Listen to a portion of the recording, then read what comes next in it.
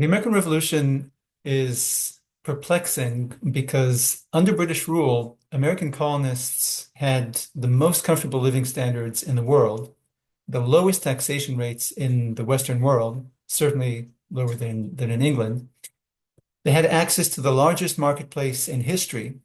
Their trade was protected by the strongest navy in the world, and their borders likewise were protected by the British Empire. On top of that, the vastness of the territory and the limited reach of colonial governments combined to offer American settlers the kind of an unprecedented degree of freedom of religious worship. American settlers were living better lives than most people in the world. So, what explains the willingness to risk these material comforts and a lot more by waging war against the greatest military power in the world? Many modern Americans understand this rebellion as a tax revolt. But if it was a tax revolt, why were the leaders of the rebellion the wealthiest Americans who could pay the imperial tax 100 times over?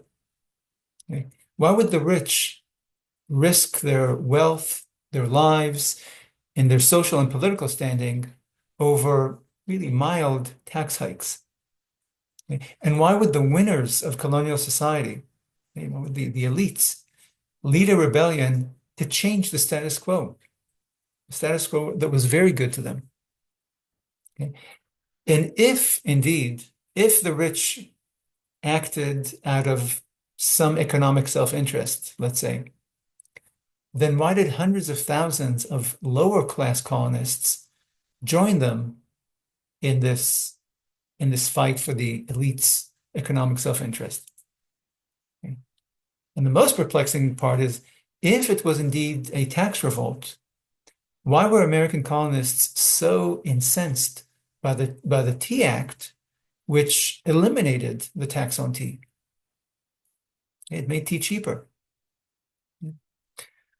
When historians examine the imperial reforms, the imperial tax laws,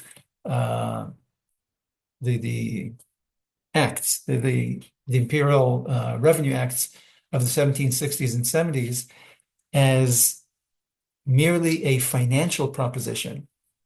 I mean, tax measures designed to produce more revenues for the British government that was increasingly in debt. When historians look at it that way, as a financial proposition, then the colonial reaction seems completely disproportional, hysterical, and paranoid. Okay, because the response, the revolutionary response, was so disproportional to the mild tax hikes. But there's very little reason to see the taxes as primarily financial. In fact, a large portion of the tax revenues generated in America were not directed to the imperial treasury to service the British national debt. They were instead used in America to provide imperial officials there with independent salaries. They were used to establish admiralty courts and to fund other measures designed to liberate imperial officials from the influence or the oversight of provincial assemblies, magistrates, and juries, civilian juries. So when the imperial taxes are understood this way, as a constitutional proposition that was purposefully designed to overturn the structure of government in the empire, okay, to enhance the governing role of parliament in the different localities and to limit the role of local assemblies and local courts of law, then it is easier to understand the colonists' alarm and to see their resistance as proportional, okay, and fitting. It reveals that the leading families in the colonies were directing a campaign to preserve the status quo, not to change it. Okay. It explains why the colonists opposed parliament-imposed taxes like the Stamp Act and the Townshend duties, but also parliament-imposed tax breaks like the Tea Act. And it explains why Americans of all walks of life, rich and poor, saw the Assembly's fight as their own. In the colonial era, the British Empire was decentralized, leaving local communities to govern themselves. Okay? It was an empire of strong local governments led by a weak central government in London, um, whereas in the period leading up to the American Revolution, during and after the French and Indian War, Parliament was attempting to transform the empire into a more centralized empire, governed from the center, at the expense of self-government in the colonies. So contemporaries on both sides of this contest understood that the bone of contention between Parliament and colonists in America was not financial. Okay? Okay, that it was not about the level of taxation. It wasn't how heavy the tax burden is. Instead, it was constitutional. That was the bone of contention. It was whether the British Empire ought to be an empire governed from the center or one in which local populations governed and taxed themselves. So, for example, when the Albany Congress proposed in 1754 the creation of a common government for all the colonies, called the United Colonies of America, to manage common concerns like regional defense, Indian diplomacy, and intercolonial trade, all colonial legislatures rejected it out of hand. Okay, so Americans were happy with the existing structure, the existing construction of the empire, the existing constitution of the empire, in which colonies governed themselves. Okay? They saw any central government that competed with their local governments as a threat to the good imperial order. When colonial assemblies and the Sons of Liberty, another instance where you see this is that when the assemblies and the Sons of Liberty rose to resist the Stamp Act in 1765, Benjamin Franklin offered Parliament a solution that was not financial. Okay? He didn't say, hey, just lower the level of taxation and that'll solve the problem. Because he understood that the problem was not, this was not a tax revolt. The complaint was not financial, but constitutional. Okay? And so that's why when he offered the Parliament a solution to this crisis, he offered granting Americans representation in Parliament, meaning he offered a constitutional solution. And he explained that Americans were outraged not by the Stamp Act's financial burden, but by being subjected to Parliament's law. So Franklin explained that the colonists had their own legislatures and would therefore not submit to laws legislated to them by a legislature in which they were not represented. More evidence of this. Members of Parliament likewise understood that the dispute over the Stamp Act was constitutional, not financial. It wasn't it wasn't a tax revolt, tax resistance. This is why they enacted a declaratory act a year later when they repealed the Stamp Act. Okay? And so as they repealed the tax itself, the stamp tax, they asserted that Parliament did have the authority to enact laws, including tax laws, for the colonies. Okay, so the Declaratory Act was a statement not about the tax or the tax level, but a constitutional declaration about the proper structure of the empire. Okay? Who governed the various localities of the British Empire? And they were saying, even though we're repealing the tax, we insist that Parliament does have the authority to legislate for the colonies. Also, I mentioned the Tea Act, which eliminated the tax on East India Company tea, thus lowering the price of tea for consumers. The Tea Act also clarifies that the settlers' complaints were not economic, but constitutional. The issue that the Tea Act brought to the fore was not how high the tax was on consumer goods, because again, it eliminated the tax on tea here. The issue it brought to the fore was who governs British America? Who has the authority, or who should have the authority, to enact laws, including tax laws and tax cuts for the colonies? Is it the local governments or the central government? Okay. Colonists objected to Parliament enacting a law that reshaped their local economies without their consent. Okay. More evidence. Americans were as alarmed by the Quebec Act, this is in 1774, which involved no taxes and no financial burden on Americans.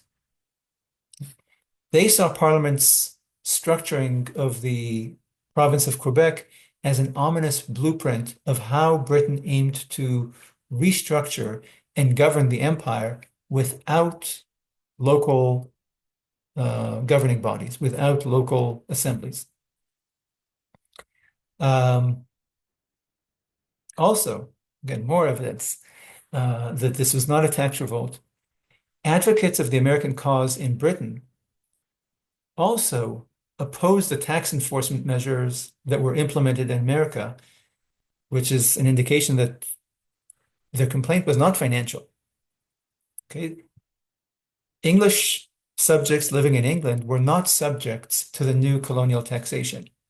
Okay, so they opposed these new taxes not because of a financial interest, not because they themselves were subject to these taxes, but because they were alarmed by the constitutional implications for representative government and government by consent. Okay, so there was a London opposition paper called The Crisis, and it informed its readers during the early stages of during this friction between the assemblies and Parliament. It told the readers that the conflict was about lawless power and the constitution of the British Empire in England and America. Okay, so they were saying it's a constitutional issue. It's about the structure of government, not a financial proposition, not a tax revolt. And along the same lines, the rebellious colonists asserted in their Declaration of Independence that they objected to Parliament's numerous attempts to, I'm quoting here, to extend unwarrantable jurisdictions over us. And so unwarrantable jurisdictions or unwarrantable jurisdiction by the central government over local communities. Okay. The Declaration of Independence mentions taxes only once and never complains about the tax burden, but instead about taxes being levied without the consent of the governed. Last, when the French entered the Revolutionary War on the American side in 1778, the British responded by extending a peace proposal to the Americans that offered to reinstate the old and decentralized constitutional order that had governed the British Empire before 1763, and before the Sugar Act and the Stamp Act and the Declaratory Act and the Tea Act and the Coercive Acts, which shows you that Parliament understood that the American Revolution was not a tax revolt, but a constitutional crisis, constitutional complaint. Both sides, both the Americans and the British, understood quite well what the other side wanted and why. Parliament was indeed shifting the center of administrative power from local governments to the central government. And Americans were indeed defending the empire's old governing principle against what they saw as a lawless government. So Britain was not willing to return to the old constitutional order in 1765 during the Stamp Act crisis, or in 1774 after the Boston Tea Party, um, or in 1776 with the Declaration of Independence. But it was willing to do so in 1778 when faced with the prospect of a Franco-American alliance. Okay? So you can see here that it's apparent that the revolution was not a tax revolt or a war to promote the rebels' economic self-interest. Okay? Waging war against the world's greatest military, naval, and economic power was hardly a promising proposition for any rebel's economic well-being. Okay? Imperial officials and American revolutionists alike explained their actions in constitutional rather than economic terms. And when uh, when the Americans won their independence, they designed a constitution, the Articles of Confederation, that recreated the governmental structure that they had tried to preserve under British rule. Strong local governments under a weak central government.